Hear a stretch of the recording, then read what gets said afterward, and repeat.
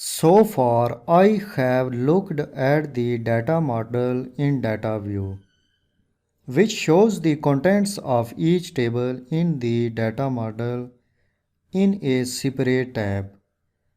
Data view is useful when you want to view the contents of each table in the data model.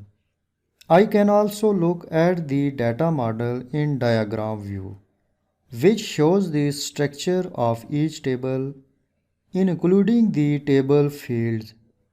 Diagram view is useful when you want to work with the general database structure of the tables in your model.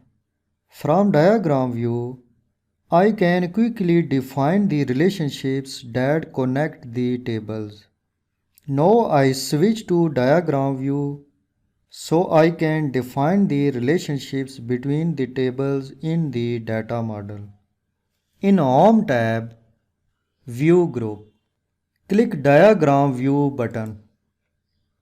Power Pivot displays each table in a separate box that includes the table name and the list fields in the table.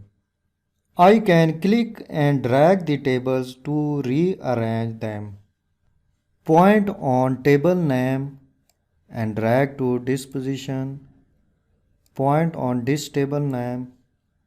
Point on this table name and drag to this position. Point this table and drag to this position. To maximize this table, click on Maximize button, then click on Restore button.